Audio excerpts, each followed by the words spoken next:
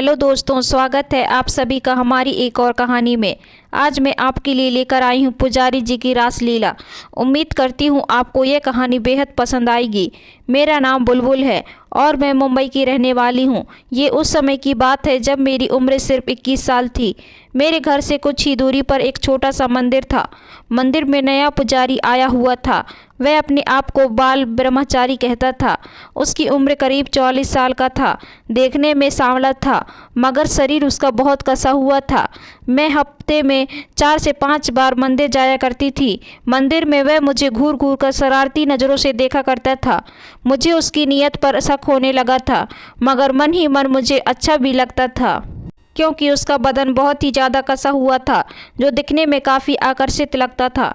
एक दिन मैं बहुत सुबह ही मंदिर पहुंच गई थी। वहां पहुंचने पर देखा कि पुजारी नहा रहा था। वह मेरी तरफ देखकर मुस्कुरा दिया और रुकने के लिए इशारा किया।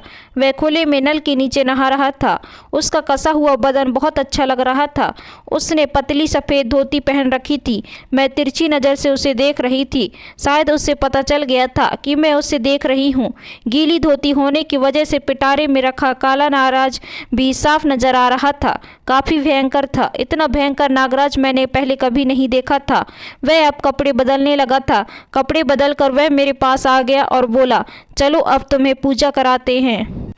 पूजा के बाद उसने मेरी पूजा की थाली में चुपचाप एक पर्ची डाल दी जिसमें डालते हुए देख लिया था, लेकिन मैंने उसको ऐसे दिखाई जैसे मुझे कुछ पता ही नहीं है। मैं रास्ते में वह पर्ची खोल कर देखी तो उसमें लिखा था, तुम बहुत ज़्यादा खूबसूरत हो। यह पढ़कर मेरा रोम रोम खिल उठा। खूबसूरत तो मैं थी लेकिन न जाने क्यों उसकी तारीफ से मेरा दिल अंदर से मचल उठा। मैं चुपचाप अपने घर आ गई और अपने घर के कामों में लग गई। फिर रात को मैंने खाना खाया और मैं खाना खाकर सो गई। अभी मुझे सोए हुए थोड़ी ही देर हुई थी। मैंने सपने में देखा कि पुजारी मेरे साथ बहुत ज़्यादा छिछकोरी हरकतें कर रहा है और उसकी ये हरकतें मुझे बहुत अच्छी लग रही थी। अचानक से मेरा सपना टूट गया और मैं इधर उधर देखकर मायूस हो गई। अरे यार, यह तो सपना था। काश ये सब हकीकत में होता। यह सोचते सोचते मैं फिर से सो गई। काश वह सपना मुझे फिर से आ जाए। मैं आज सुबह बहुत जल्दी उठ गई। मैंने सोचा क्यों ना मंदिर चली जाऊं। पुजारी से भी मुलाकात हो जाएगी। उसके भी दिल का हाल पता चल जाएगा। आखिर उसके मन में चल क्या रहा है। मैं जल्दी से नहाई और तैयार होकर मंदिर चली गई। मैंने देखा पुजारी फिर से वही धोती पहनकर नहा रहा था। इस बार नहाने में उसने बहुत ज़्यादा देर लगाई और मुझे बैठने के लिए इशारा कर दिया। मैं वहीं से बैठी बैठी उससे घूर रही थी। थोड़ी देर बाद वह नहा कर आया और बोला, चलो तो मैं पूजा करता हूँ। वह बार बार मेरी तरफ बड़े ध्यान से देख रहा था।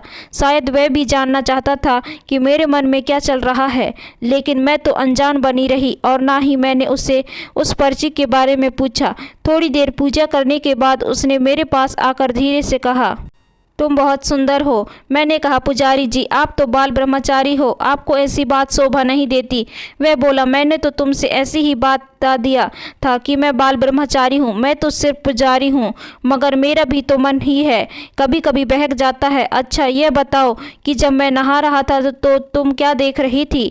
मैं थोड़ी शर्मा गई मगर हिम्मत करके बोली, कुछ नहीं पुजारी जी, मैं आपका शरीर देख रही थी और कुछ नहीं। पुजारी मुस्कुराकर बोला, अरे कुछ नहीं तो बोलो मेरा शरीर और वो कैसा लगा। मैंने कहा, पुजारी जी आपका शरीर और वो बहुत भयंकर है। मुझे आपसे डर लगता है। आप तो बड़े खिलाड़ी लगते हैं। इस पर वो बोला, अरे चलो थोड़ी बातें करते हैं, अभी कोई नहीं है।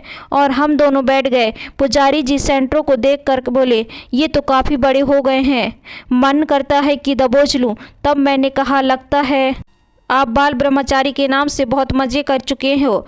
आप तो बहुत ख़राब आदमी लगते हो। मैं आपके बारे में सबको बता दूंगी। मैंने नाटक करते हुए कहा। पुजारी कुछ डर गया और कहने लगा, प्लीज़ ऐसा मत करना, मैं तुम्हें कुछ नहीं करूंगा। मेरी बहुत बदनामी होगी। अगर तुमने किसी से कुछ कहा तो। मैंने कहा, ठीक है नहीं कहूँगी। पुजारी को अब थोड़ी तसल्ली हुई। फिर पुजारी बोला, अरे अपना नाम तो बता दो। मैंने कहा, मुझे लोग बुलबुल कहते हैं। अच्छा ठीक है, अब मैं चलती हूँ, लेकिन मैं कल शाम में फिर आऊंगी और आपसे और बातें करूंगी। और मैं मुस्कुराकर चल दी।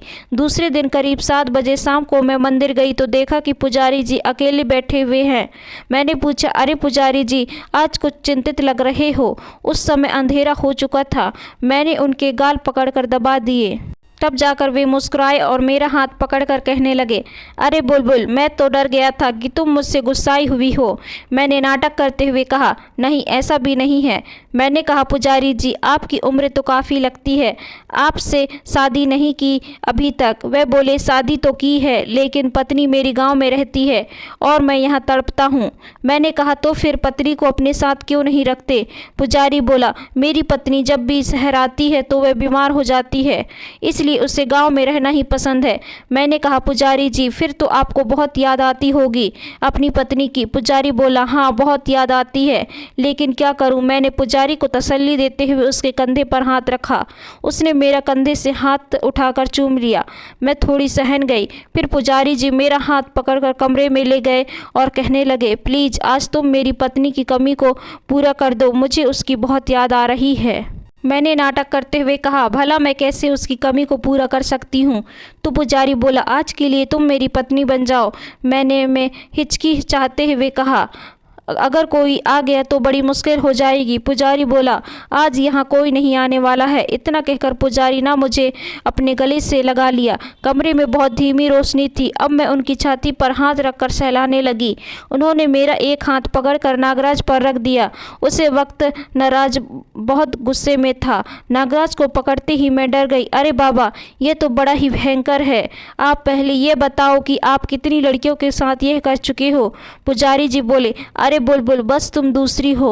इससे पहले एक 40 से 45 साल की औरत था, वह विधवा थी। मैंने कहा, पुजारी मैं तो कुंवारी हूँ, मैं तो मर ही जाऊंगी। देखो पुजारी, घंटी धीरे धीरे बजाना, क्योंकि नागराज देवता तो बहुत ही गुस्से में है। पुजारी तसल्ली देते हुए मुझे चूमने लगे और जल्दी से थैली में रखे संतानों को बाहर निकाल कर लगा और बोला, कितने मीठा रस है इन सेंटरों का। फिर धीरे से उसने गुफा के ऊपर से कवर हटाया। गुफा को देखते ही उसकी आंखों में चमक आ गई। फिर पुजारी ने पिटारे से नागराज को निकाल कर गुफा के द्वार पर बैठा दिया। धीरे धीरे नागराज देवता गुफा के द्वार में सरकने लगे। मैंने उनको हटाना चाहा मगर सफल नहीं हो पाई। नागराज देवता गुफा में पूरे समा गए और जाते ही उन्होंने नागिन डांस शुरू कर दिया। वह कभी नागिन डांस करता, कभी डिस्को डांस करता। 4-5 मिनट के बाद ही नागराज देवता ने अंगड़ाइयाँ लेनी शुरू कर दी। मैंने छटपटाते हुए पुजारी को धक्का दिया। पुजारी सॉरी बोलने लगा।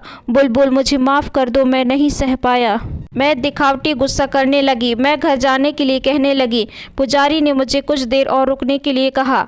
बिना कुछ बोले मैं थोड़ी देर बैठी रही। वह बोला, तुम मुझे बहुत अच्छी लगती हो, तुम रोज़ मेरे पास आ जाया करो, मेरा भी दिल बहल जाएगा और तुम्हारा भी मनोरंजन हो जाएगा। मैं हाँ में सिर हिलाया और उसके बाद मैं अपने घर आ गई। यह सिलसिला करीब 1 साल तक चला। उसके बाद मेरी शादी हो गई और मैं अपनी ससुराल चली गई। फिर पुजारी से मेरी मुलाकात कभी नहीं हो पाई, क्योंकि मेरी शादी के बाद ही पुजारी भी वहां से अपनी पत्नी के पास गांव चला गया। दोस्तों, कहानी अच्छी लगी तो लाइक करें, शेयर करें, सब्सक्राइब करें। धन्यवाद।